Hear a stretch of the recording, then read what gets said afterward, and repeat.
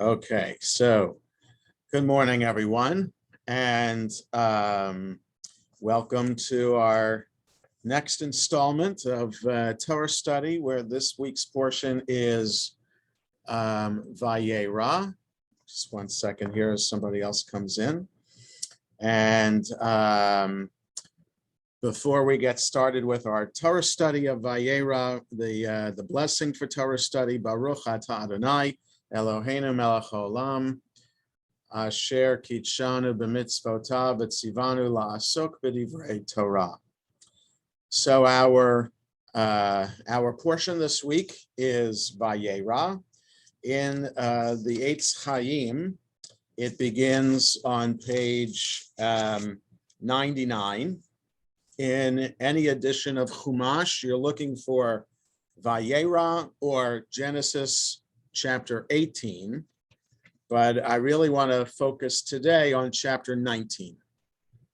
So VaYera, like last week's portion, is chock full of momentous events in the lives of Abraham and Sarah.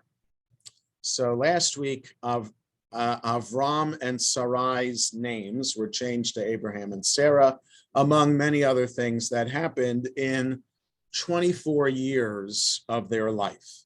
So we were introduced to Abram and Sarai at the beginning of last week's portion at age 75.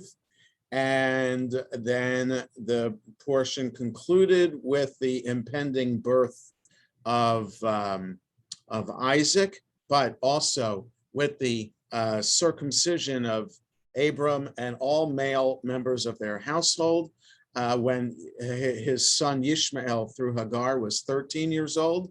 And so we're told that Abram was 99 years old at that time. So beginning of portion 75, end of portion 99. So here in VaYera, the angels come to foretell the birth of Isaac, and we are very familiar with that story at the beginning of the portion. So we're not gonna look at that. And then the second aliyah focuses on God telling Abraham that God is about to destroy the cities of Sodom and Gomorrah. Now, it just so happens that Abraham and Sarah's nephew, Lot, lives in Sodom, as it's pronounced in Hebrew, in Sodom, with his family. And so Abraham might be concerned for his family, but he doesn't couch his concern to God in that way. Abraham has a more generic discussion about is it really appropriate for God to be destroying those cities if there were 50 righteous people that could be found in the cities? And God said, okay, if you can find 50, I won't destroy it. And then Abraham decides, in a good Middle Eastern kind of way, at least in modern Middle Eastern culture, this is the way to conduct business, is to negotiate. And so Abraham negotiates with God. Well, what if there are 45 righteous? What if there are 40, 30, 20, 10? So he's willing to, God is willing to adjust the impending doom if there would be 10 righteous people to be found. Okay, then we come to chapter 19. And this is what I want to focus on today, this bizarre chapter that actually, when one studies Torah, one would, it wouldn't be surprising to skip chapter 19, as well as chapter 38 when we get to it, because these chapters just describe really bizarre events that are really hard to explain as to why the chapters, even in the Torah, at all. So we're on page 104 in the Eitz Chaim. Whatever edition of Chumash you're using, look for the third aliyah of VaYera, which is chapter 19 of Genesis. Okay, so now remember that 3 angels came to visit Abraham and Sarah, and here in just a second, here in chapter 19, hi Rita, chapter 19 of Genesis, page 104 in the Eitz Chaim. That's where we are. So now, Vayavau Shnei Hamalachim Sidoma Ba'erev Velo Yoshev B'Sha'ar Sidom Vayar Lot Vayakom Likratam Vayishtachu Apayim Artsa. The 2 angels came to Sodom in the evening, and Lot, so I'm translating literally, and Lot was sitting at the gate of Sodom, and Lot saw the 2 angels, and he rose to greet them, and he bowed down low on his face, or he lay prostrate on the ground. Okay, so the interesting thing here is to ask, what happened to the 3rd angel? There were 3 angels that visited Abraham and Sarah in chapter 18. So chapter 18, verse 1, God appeared to Abraham in Elonei Mamre. At verse 2, Abraham raised his eyes and he saw 3 people standing before him, but they were angels. Okay, as the rest of the story points out. So 3 angels came to Abraham and Sarah. The 3 angels continue, just a second, we'll see here. Yes, verse 22 on page 102, the men or the angels turned and went to Sodom. And then God appears to Abraham and they talk about the impending destruction. So the angels turned to go to Sodom, and now the angels arrive in Sodom. What happened to the 3rd angel? So if we look below the line in the Eitz Chaim, the bottom right, only 2 angels now remain. According to the Talmud, an angel exists to perform one specific task, after which the angel disappears. One angel was sent to announce the good news to Abraham and Sarah, one to destroy Sodom, and one to rescue Lot. So according to the Midrash, Genesis Rabbah, that's what the abbreviation there stands for. According to Genesis Rabbah, each of the 3 angels has a specific task.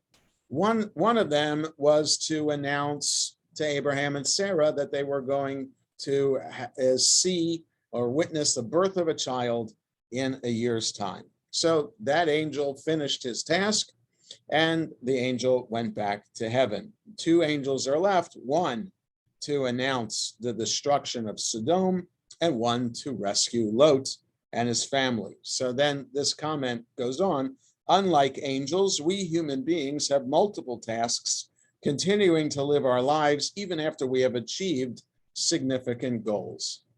You kind of, I don't know, what comes to mind is the Jimmy Stewart movie, It's a Wonderful Life, right? With that angel that Jimmy Stewart meets on the bridge, right?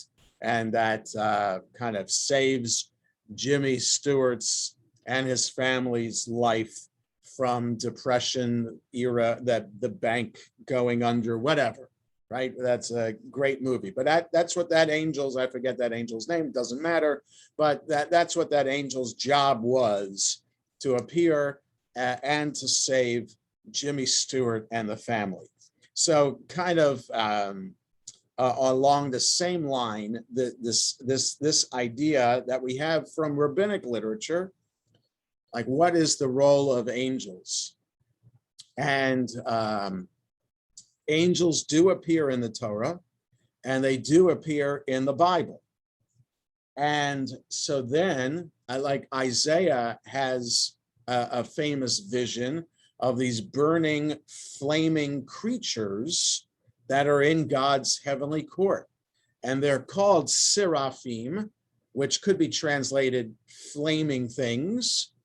And they're also called ophanim, which is hard to translate because it's unclear if one can use modern Hebrew to help understand ancient Hebrew, right? The word for bicycle is ophanayim, which is a pair of an ophan. So if it's the same word, well, then if we think that an ophan is a wheel, then these weird creatures that have on wheel-like structures that are in God's heavenly court. And Ezekiel has a vision of this chariot with unusual creatures on them. So there are a whole variety of angels or angelic heavenly beings that appear throughout the Bible.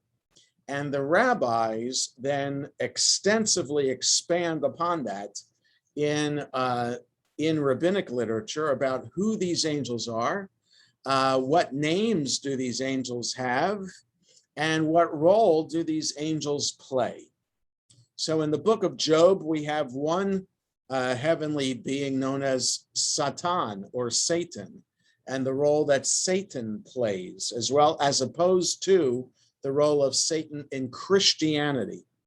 It's very different, similar but extremely different between Christianity and Judaism, the role of Satan. So whole variety of creatures there. And if we want to learn more about rabbis and angels, just Google it. And if you happen to have Encyclopedia Judaica at home, then you can just look up angel or angelology in the Encyclopedia Judaica, and you'll see an extensive article, one of the longest articles in the encyclopedia about angels. So back to chapter 19, verse 1, the third aliyah of VaYera. That's what we're looking at today. So these two angels approach Lot. Now, we also have to keep in mind the difference between this story and the beginning of the portion. Right. So now when the angels approach Abraham, so Abraham runs to them and bows down. Here, Lot is just getting up and bowing down. So that's one slight difference. So as we read through the story, we're supposed to keep in mind the difference between how Lot treats these angels, these visitors, and how Abraham treated them. Okay, so Abraham ran to meet them and then bowed down, and Lot only rises to greet them and bows down. So verse 2, Vayomer, Hine na Adonai, suruna el beit avdechem, velinu verachatsu raglechem, vehishkamtem vehalachtem ledarkechem, vayomru lo, ki barachov nalin. Right, so he said, Lot said to them, please, my lords, turn to the house of your servant, that is my house, and stay here and wash your feet. And when you wake up, you can go on to your way. And they said, no, we'll just stay. We'll just sleep in the street. Okay, so now Abraham also offers to wash the feet of the angels who come. He doesn't offer them to stay overnight because it was in the heat of the day, in the middle of the day, that the angels came to Abraham. Here, it's towards evening, right? So in the ancient Near East, probably even until pre-modern times, before electricity, then once the sun was setting, that's it. The day is over and business is closed because there's no light out. You can't conduct business if there's no light out. So, and candles and torches just aren't enough to provide enough light to keep on working. So once the sun is setting, then you know the day is nearly over. And so it makes sense that Lot is offering a place for these angels to stay. And the angels say, no, it's okay. We'll stay in the street. It's like that famous joke. No, it's okay. I'll sit in the dark. You don't have to provide anything for me. I'm okay right here. I'll sit in the dark. Verse 3, Vayiftsar bam ma'od. So he urged them a lot, or he imposed upon them, or entreated them. Vayasuru elav, and finally they agreed and they turned to him. Vayavo'u el beito, and they entered his house.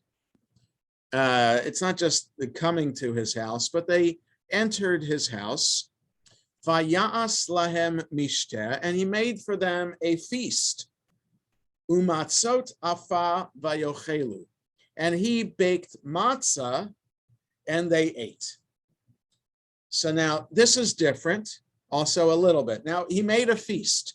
We have no idea what was in the feast, but we know that Abraham told Abraham told his servant, go prepare an animal to barbecue. And he told Sarah, go prepare cakes or baked goods. Not necessarily cake, but some kind of baked goods. Lushi va'asi ugot. Go and make cakes or fine things of flour. So here, there's a feast, but the only thing named here is matzah. So matzah, all I will say about matzah is that the matzah that we eat on Passover is not the matzah that the Torah describes. The Torah, from what the Torah describes, what is this matzah? If you look at on page 105 in the Eitz Chaim above the line, verse 3, it says unleavened bread, a flat cake baked before the dough has had time to rise. It can be prepared very quickly for unexpected guests.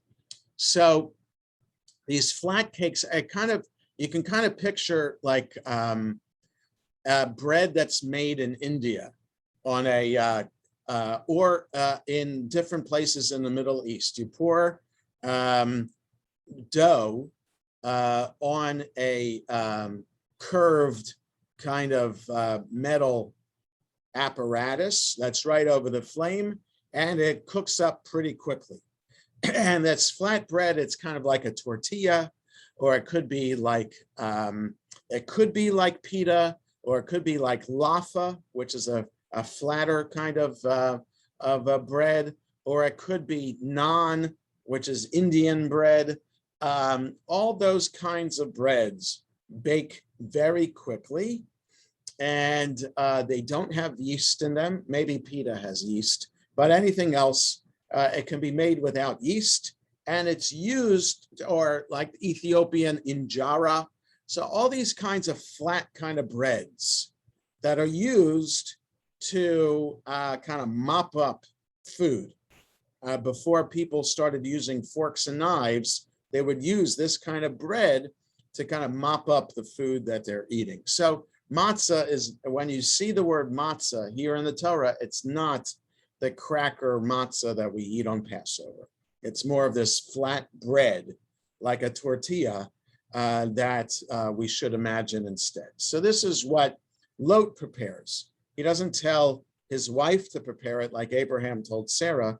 Lot does it himself. Now, this is where the story is going to take a shift and become very odd and troubling. Verse 4, Terem yishkavu, before they lay down to sleep, this is after they have the feast, before they go to sleep, va'anshei ha'ir, Anshe Sodom nasabu al habayit. Now, so literally I should translate this, the men of the city, the men of Sodom surrounded the house. Yes, surrounded the house.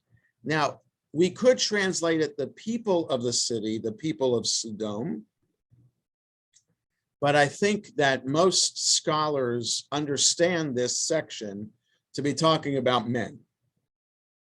The men of the city, the men of Sodom surrounded the house, mina'ar va'ad zaken, from young to old, kol ha'am mikatzeh, all of the people around the house. Now, we could say because of kol ha'am, all the people around the house or at the edge, you could say that this is all people, not just men, of all ages were surrounding the house because these two people were there. 5, Vayikra'u el Lot, they called out to Lot, Vayomru lo, and they said to him, Ayeh ha'anashim asher ba'u elecha halayla, where are the men who came to you tonight? Hotziem elenu, bring them out to us, v'neid'ah otam, so that we may know them. Now, the know them is the biblical, the Torah know is sexual intimacy for the sake of producing a child. Okay, so it's that kind of, right? Because in the genealogical lists at the beginning of Genesis, Adam knew Eve, and Eve begat Cain and Abel. Okay, so the knowing is not in modern Hebrew. Lada'at is to know, is to understand something. The lada'at in modern Hebrew has nothing to do with sexual intimacy. Okay, it's in the Torah, it does. So the people around the house want Lot to send out these two men so that the people can know them, can have their way with them, can rape them. Verse 6, Vayetze alehem Lot hapetcha. Lot went out to his front door, V'hadelet sagar acharav, and he closed the door behind him. So imagine a salesman comes to your door, and you don't want to just open the door and say goodbye. You go out your front door and close the door behind you as you deal with the annoying salesperson who wants to sell you a new roof or new windows or whatever it is, right? You close the door behind you so that the person who's there outside wouldn't have a sense that that person is welcome inside your house. So the same idea here. Lot is at the front door. He closes the door behind him so that he can take care of business just by himself and protect everybody who's in his house. Okay, so now what does he say to try to quiet the crowd? You imagine it's a big crowd around his house, from old to young, or from young to old. All people around his house clamoring for these two visitors. So he just steps right outside the front door, and it kind of like, you can picture him with his hands, quiet down, I got something to say. Verse 7, Vayomar, and he said, Alna achai tareu, my brothers, don't be evil this way. Look, he said, the Hawetz Chaim translate, I beg you, my friends, do not commit such a wrong. So I don't know if I translate it, my friends. Achai, my brothers. Lot becomes, back in last week's portion, Lot moved to Sodom and Gomorrah, when his sheep and shepherds didn't have enough pasture land to share with Abraham and his sheep and shepherds. So Abraham suggested, wherever you want to go, Lot, you go left, I'll go right. You go right, I'll go left. So Lot chose to go to Sodom and Gomorrah. So he calls these people his brothers. My brothers, don't do this evil thing. So what does he offer? Verse 8. Hinena li shtei banot. Here I have two daughters. Asher lo yad'u ish, who have not known a man. Okay, the same verb, right? I have two daughters who are virgins. Otziana eten alechem. I will bring them out to you. Va'asu lahen katov be'enechem, and do with them as you see fit. Or better, not for you see fit, the word is tov. Do to them as is good in your eyes. Rak la'anashim ha'el, only for these men, al ta'asu davar, don't do anything to them. Ki al kain ba'u b'tseil korati, because they have come under the shade or the protection of my beam or my roof. They have come under the protection of my roof. The shelter, see, tseil in modern Hebrew is a shadow, but it's, or shade. Here, they've come under the shade of my roof, right? So we'll get to this bizarre offer in a moment, and but let's go on. Vayomru, they said, the people said to him, Gesh hala, come forward. Vayomru, and they said, Ha'echad ba lagur vayishpot shafot. The fellow, they said, came here as an alien, as a resident alien, and already he acts the ruler. All right, so in other words, the way that this is being translated, the crowd is saying to itself, look at this one, this guy who's at the front door of his house. He came as a resident alien, and now he's deciding what we're going to do. Like he's saying, take my daughters instead of these men. Who's he telling us what to do? Ata, now, naralacha mehem. Now we'll deal worse with you than with them. Naralacha mehem. We will do worse to you than to them. Vayiftsiru ba'ish. And they pressed hard against the man. Bilot ma'od. They were pressing up against him very strongly. Vayikshu lishbor hadelet. And they were about to break the door. Now, what happens in verse 10? Vayishlechu ha'anashim et yadam. The men, the angels, send out their hands. Vayaviu et Lot alehem habayata. And they brought Lot to them inside the house. Ve'et hadelet sagaru. And they closed the door. Ve'et ha'anashim asher petach habayit, and the people who are at the front door, hiku basan verim, they were struck with blinding light, mikaton v'ad gadol, from young to old, vayilu limtso hapatach, and so that they were helpless to find the entrance. Okay, so Lot hears the clamoring outside, goes outside by himself and offers his daughters instead of these men or these angels to the townsfolk.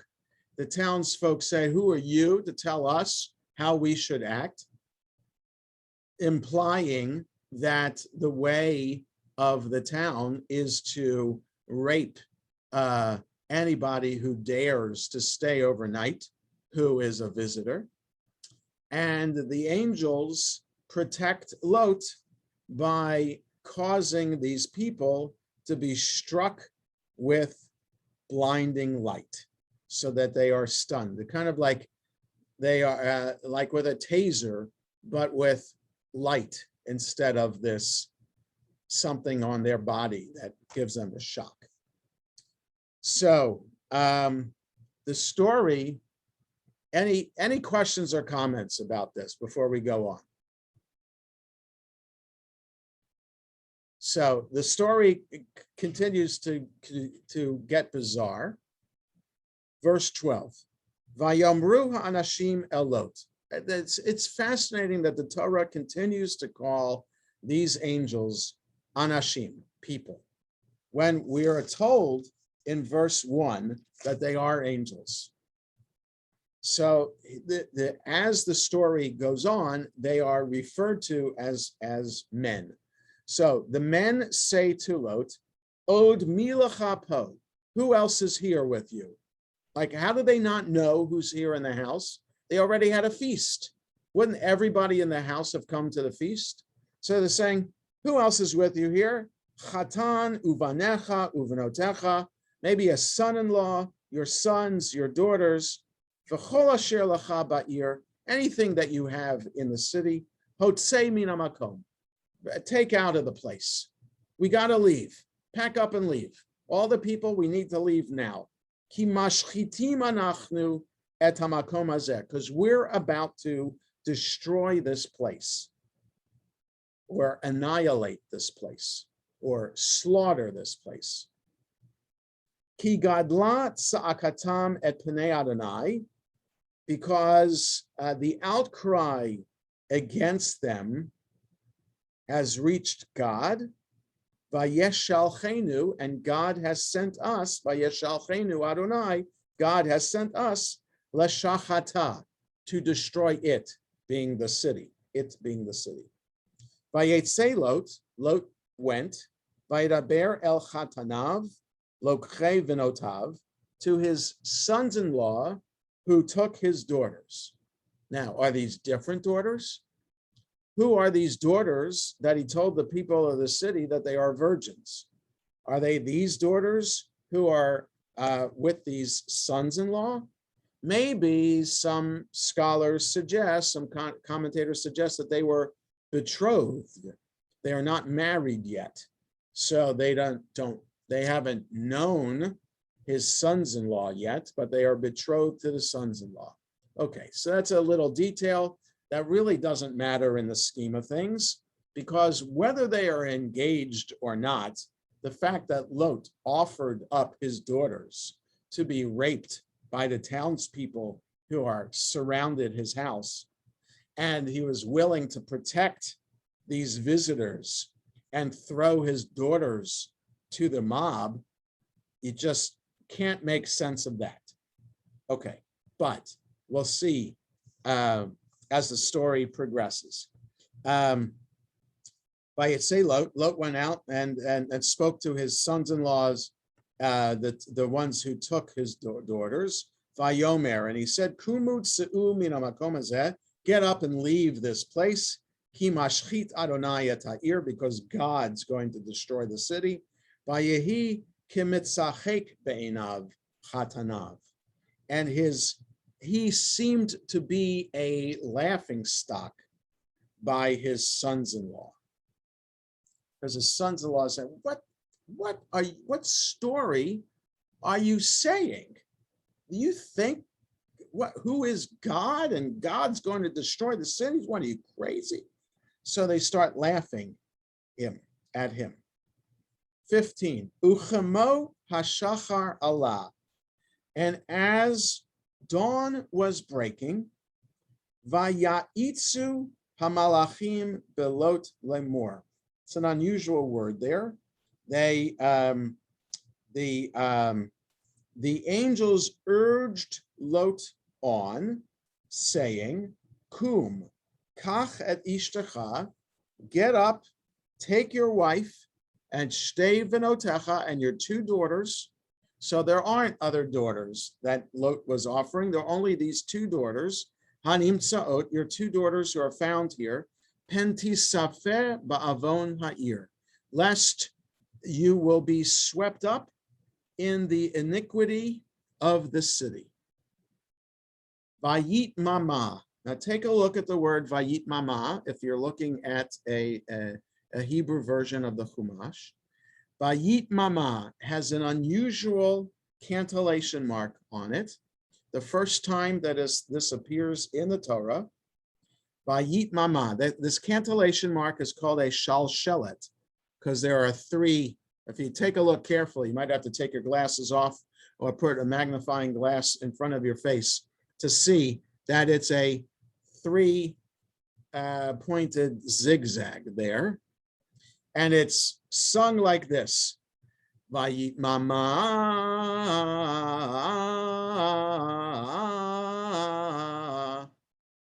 Okay, so you spend a lot of time singing that word.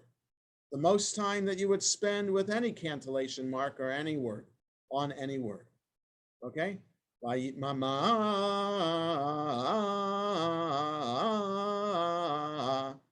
Okay? So you spend a long time because the word is he delayed. He delayed.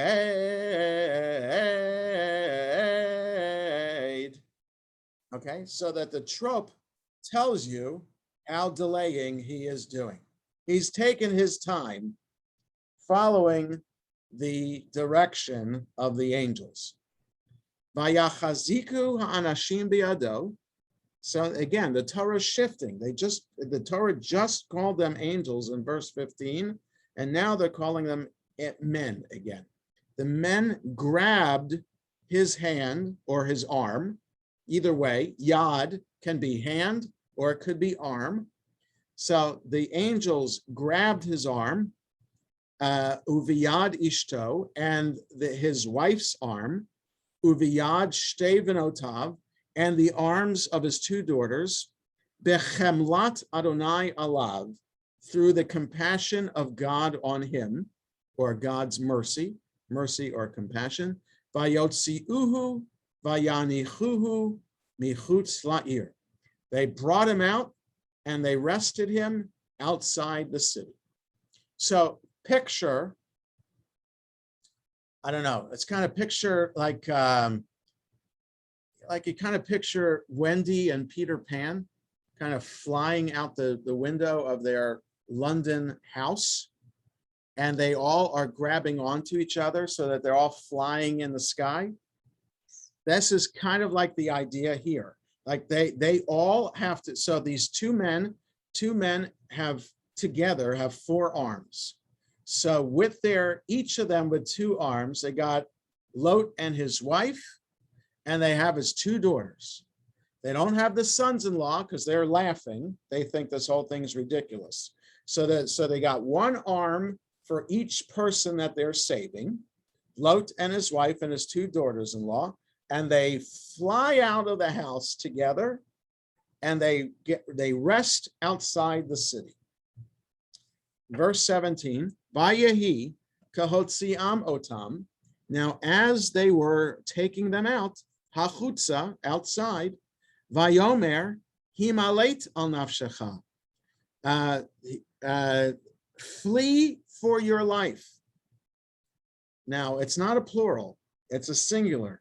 Flee for your life. Al tabit acharecha. Don't look behind you. Va'al ta'amod b'chol hakikar. Don't stand still in the valley. Hahara himalet penti safeh. Run to the hills, lest you get swept up in the tragedy. Vayomer Lot alehem. Lot said to them, Al na Adonai. Don't do this, my lords. If your servant has found favor in your eyes, so that your compassion can increase, asher asita imadi lahachayot nafshi, that you've done to me, that's shown compassion to me, to keep me alive, V'anochi lo uchal himale tahara. I can't flee to the hills. Pentid bakani hara'am v'matli. Lest the disaster overtake me and I die. I, for whatever reason, Lot's saying, I can't flee to the hills. Hinena ha'ir hazot krova. Here, the city is close. Lanu shama. So I can escape there. Vihi mitzar. It's such a little place. Imaltana shama. Let me flee there. Halo mitzarhi vatachi nafshi. It's such a little place. Let my life be saved. And he goes on, even though it's an Aliyah break, the story continues. Vayomer elav, and he said to him, Hine nasati fanecha gamla davar hazeh. Very well, I'll grant you this favor too. Levilti hofchi et ha'ir asher dibarta, and I will not annihilate the town of which you have spoken. Maher himalet shama, hurry up, flee there. Kilo uchal asot davar ad boacha shama, because I can't do anything until you get there. Al kain kara shem ha'ir tzoar. Therefore, the name of the city was called Tzoar. So instead of fleeing to the hills, Lot suggests, I see a village over there, a town over there. Let me flee to that little town there. And it's such a little place, a mitzar, so they call it Tzoar. And that's where the angel says, okay, flee there. Hashemesh yatsa al haaretz. The sun was rising over all the land. The Lot bad Tzoara, and Lot got to Tzoar, assuming his wife and his daughters too. Va'adonai himtir al Sodom ve'al Amorah gofrit va'esh. And God rained down on Sodom and Gomorrah. Now it's just interesting, a tangent here. Why is the city called Gomorrah? And in Hebrew, it's Amorah, right? It's like, why is it in Hebrew Aza and in English Gaza? Okay, so Ayin, both cities start with an Ayin, but in English, Gaza and Gomorrah. And it has something to do with the Ayin. And since I'm not a Jew from an Arab country, I can't do the ayin this way, but the ayin that the Sephardim are able to do, those Jews from Arab countries say like that for an ayin. So it's not a silent letter. Ashkenazi Jews make the ayin on aleph like the same letter, totally silent. In Jews from Arab countries distinguish between the aleph, which is silent, and the ayin, which is ayin. But I can't even do it right. But because the sound comes from the back of the throat, it sounds a little bit like a hard G, which is why Gaza is Gaza and Amorah is Gomorrah. Okay, so God is raining down on Sodom and Gomorrah, gofrit, sulfur, and ash, fire. You can translate it like sulfurous fire or fire and brimstone. A gofrit in modern Hebrew is a match. So like just strike a match is a gofrit. So matches could be made with sulfur on the end of it. And if you have ever been to the Dead Sea area, there's always a sulfurous smell to it. So it's kind of sulfur would be the better translation here. Sulfur and fire, God rained down on Sodom and Gomorrah. Me'et Adonai, from God, min hashemayim, from the heavens. Vayahafoch et ha'arim ha'el, and these cities were transformed. Ve'at kol ha'kikar, in the whole valley. Ve'at kol yoshvei ha'arim, and all of the inhabitants of the cities. V'tzemach ha'adamah, and all the plants of the earth. So God annihilated. Vayahafoch is not just transformed, that's in modern Hebrew, or turned upside down, but annihilated. Now, verse 26, Vatabeit ishto me'acharav vatahi nitziv melach. Lot's wife, or his wife, looked behind him, and she became a pillar of salt.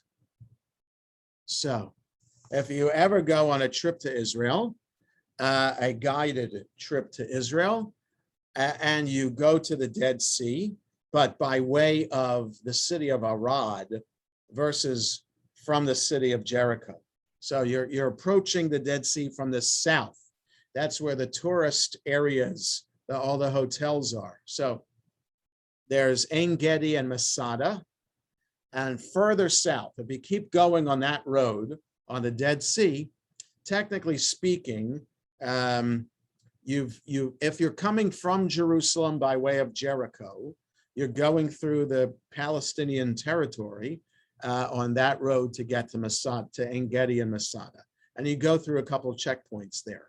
But once you get to Ein Gedi, you're in Israel proper again, and to Masada and beyond, further south. Then you get to the touristy area on the southern part of the Dead Sea. So that's where supposedly this pillar of salt is. And most likely, each tour guide has their pillar of salt that they will refer to be the Lot's wife pillar of salt. So we don't know exactly if the pillar of salt is still there. Now, how could salt withstand the climate for all that time? Well, if it never rains, like it never rains in the Dead Sea, there's no water there to melt the salt. So it's possible that the salt pillar could be there for 3,000 years, but highly unlikely. But these salt formations take a variety of shapes, and it doesn't require much imagination to think that one of these pillars could look like a woman and could be then Lot's wife from this story. Yes, Barbara, unmute yourself.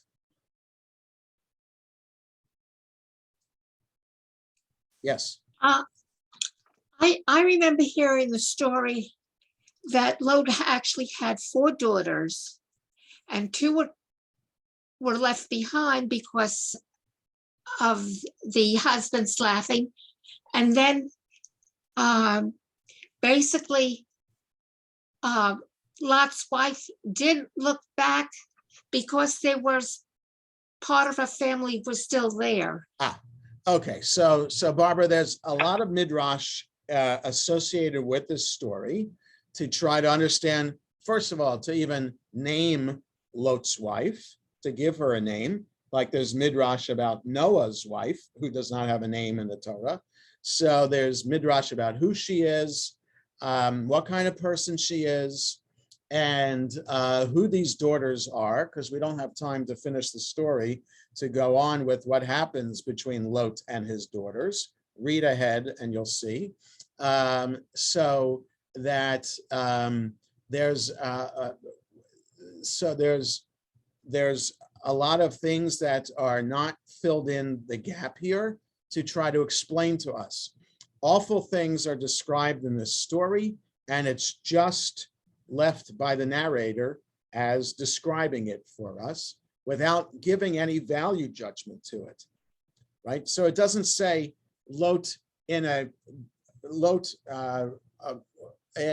amazingly or evilly or in a morally corrupt way offers his daughters to the townspeople. There's no adjective, there's no description about that. It just says Lot offered, and without telling us that it's good or bad.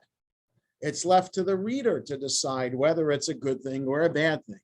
Lot sleeps with his daughters. Doesn't say it's good or bad. It just says that he does. So we don't know from the Torah itself whether it's good or bad. Therefore, we're left even more puzzled as to why this story is here.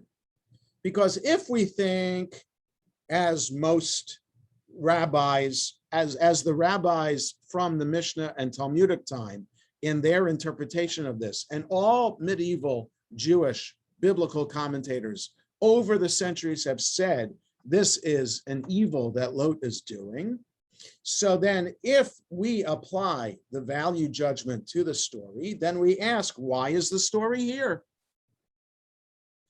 So if we see that Lot is being evil, maybe it justifies why Lot and Abraham separate back in last week's portion, and why Lot couldn't figure out a way to stay with his uncle.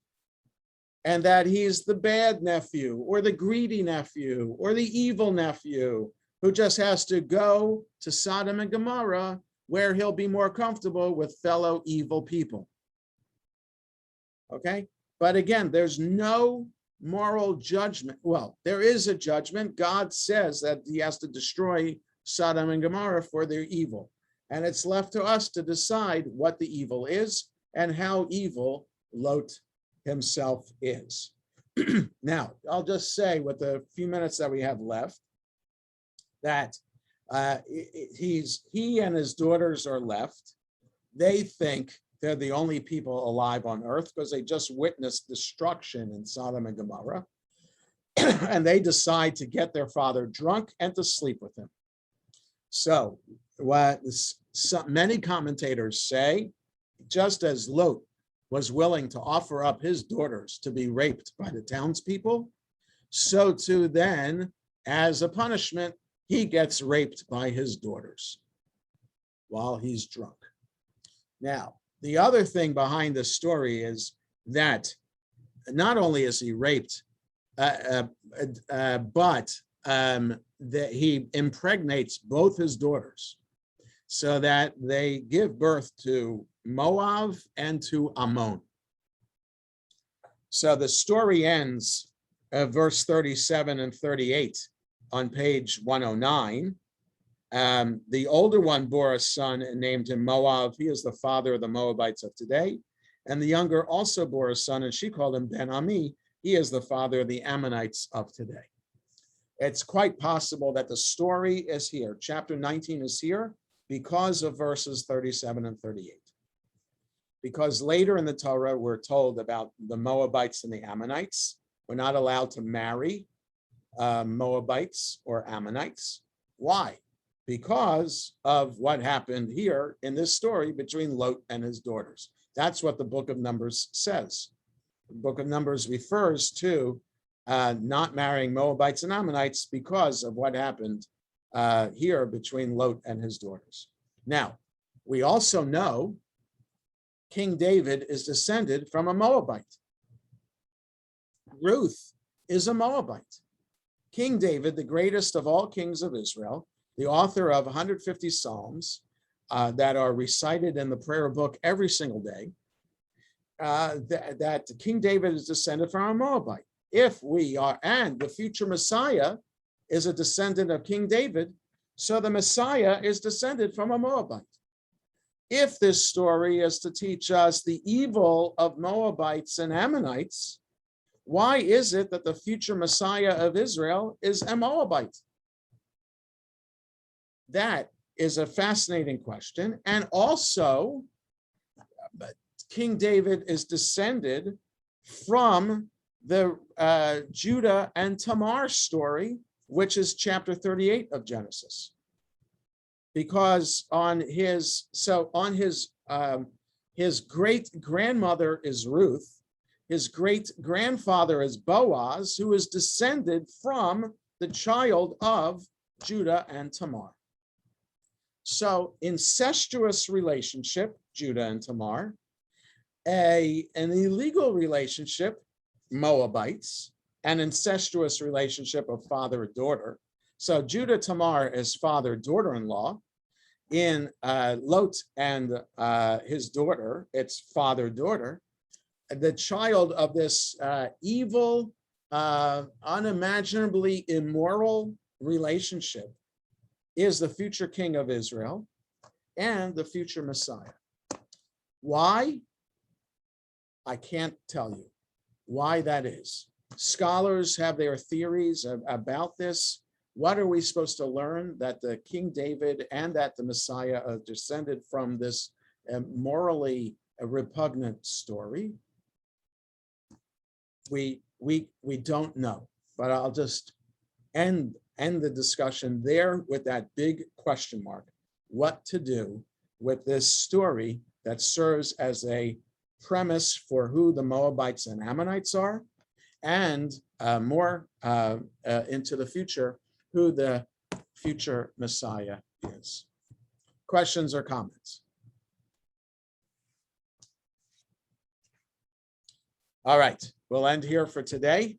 I hope everybody has a good week and food for thought for understanding the portion VaYera this week. And so have a good week. Stay safe and healthy, everybody. Thank you. Take care. Have a Thank good you. day. Bye bye.